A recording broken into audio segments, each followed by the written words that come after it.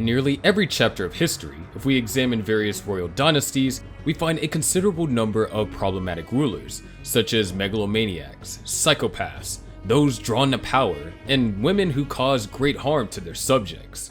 Surprisingly, ancient Egypt stands as a rare exception, an anomaly among civilizations ruled by approximately 30 dynasties and by more than 100 pharaohs.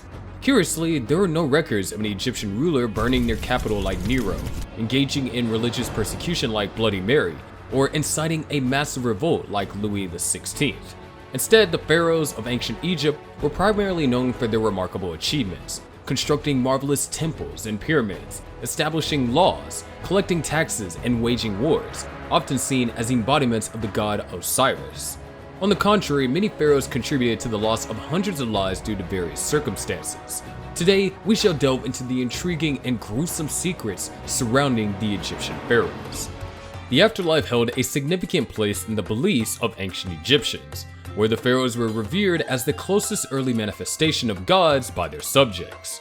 Egyptians believed that upon death of a pharaoh, they would transition to the heavenly realm, known as the Field of Reeds, to continue their existence. To ensure an uninterrupted and affluent afterlife for the deceased pharaohs, it became crucial to have an abundance of servants and subjects accompanying them. This was achieved through a practice known as retainer sacrifice, wherein a group of people would be sent to the afterlife alongside the pharaoh by taking their lives. The retainer sacrifices were not limited to guards, servants, and concubines, but sometimes included important courtiers and even relatives. At the royal cemetery of El-Kab, the tombs of the First Dynasty kings, ranging from Aha to Kau, were often accompanied by subsidiary burials. These additional burials, arranged near or around the royal tomb, signified the relationship these individuals had with the king during their lifetime. For instance, an elaborate stela discovered in a grave next to Kau's burial chamber belonged to a man named Sape, possibly designated as the keeper of the tomb, indicating his status as a priest and confidant of the king. Such individuals were chosen to be buried near the pharaoh upon their death, and the ritual was meticulously performed, as there is no evidence of violent deaths on the skeletal remains found in these graves. Many of the individuals buried alongside the pharaoh were young, with none of them being older than 25 years, suggesting their selection for the retainer sacrifice was a carefully planned and somber process. Unfortunately, due to the action of grave robbers, a considerable amount of historical records related to these retainer sacrifices have been lost, leaving us only with glimpses of this intriguing and eerie practice from ancient Egypt.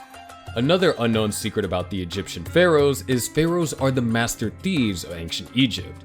In present times, tomb robbing is universally condemned as despicable and a disrespectful act towards the deceased. However, in ancient Egypt, such actions were viewed differently, with no stigma attached to tomb raiding. This stark contrast can be attributed to the belief that the pharaohs themselves were considered the earthly embodiment of the god Horus.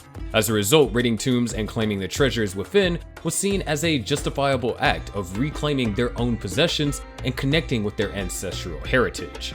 Moreover, during the times of economic hardship, tomb robbing took on an additional dimension of justification. The deceased pharaoh was blamed for the upcoming difficult times, and looting their tomb was perceived as a means to provide for the community during challenging periods. This approach is reminiscent of the tendency in some modern governments to shift blame onto their predecessors and have them bear the consequences. Archaeological discoveries of tombs with empty coffins and missing treasures shed a light on the fate of the valuable items.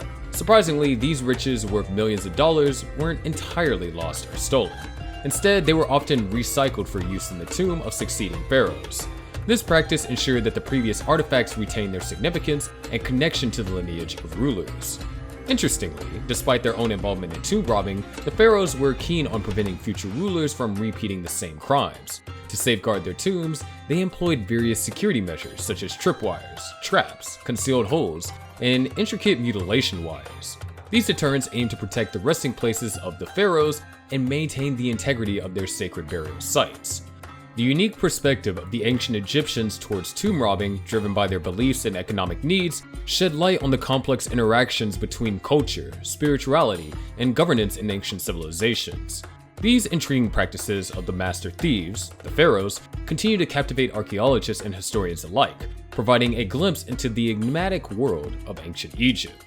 Despite the implementation of numerous safety precautions, tomb robbing remained a thriving activity in ancient Egyptian society. Interestingly, only the initial tomb robber was considered the true desecrator and faced severe punishment if caught, often resulting in losing their life. However, once the tomb has already been opened and defiled, further attempts at robbing it were considered inconsequential. Akin to the modern phrase, it was on and popping, leading to a continuous cycle of unauthorized access. An exceptional and influential figure in the ancient Egyptian history, Cleopatra, is often regarded as the last genuine pharaoh of the era. Surprisingly, she hailed from a Macedonian lineage, descended from Ptolemy I, who took control of Egypt after Alexander the Great's conquest. Although Cleopatra was the eldest daughter of her father and his co-ruler, she had to engage in a cutthroat Game of Thrones to secure her solo ascension to the position of pharaoh. This involved plotting against her own siblings to eliminate any competition. Cleopatra's cunning strategies eventually paid off, and she managed to convince the native Egyptian population that she was the embodiment of the goddess Isis, solidifying her reign. During Cleopatra's time, Rome was emerging as a new superpower, and Egypt's strength has waned compared to its previous grandeur. To navigate the changing diplomatic landscape, Cleopatra had to navigate Roman politics deftly. Her intelligence and charm came into play as she first seduced Julius Caesar and then later Mark Antony, attempting to secure alliances and support. Despite her efforts, her gamble did not yield the desired results. Cleopatra's legacy lies in her ingenuity and resourcefulness, not only in politics and governance, but also in her personal life. She was a strong and independent woman who knew how to take care of herself without relying on the assistance of men. Her innovative approaches to various challenges define her reign and continue to captivate historical fascination. Last but not least, beyond the surface of this revered practice lies a dark secret that unveils an unsettling aspect of ancient Egyptian beliefs. To begin the grim process, embalmers would carefully extract all internal organs except for the heart.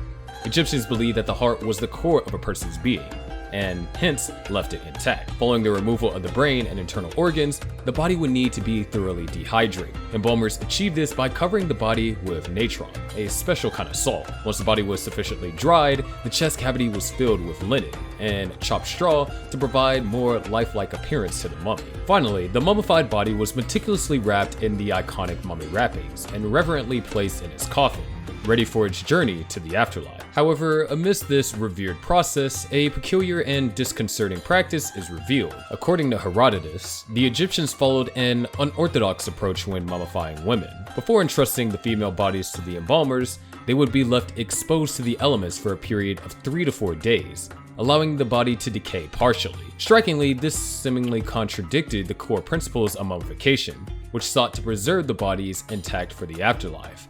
The eerie reason behind this unsettling custom was rooted in mistrust. The families of the deceased women were said to have lack of confidence in the embalmer's ability to perform the ritual without tampering with the body. By allowing a degree of decomposition to occur naturally, they felt more assured that the embalmers would refrain from making any alterations. While mummification has long been associated with the awe-inspiring monuments and rituals of ancient Egypt, the dark secrets behind these practices provide an intriguing glimpse into the complexities of their beliefs and customs. The mysteries of mummification continue to captivate modern minds, shedding light on the unique aspects of this ancient civilization.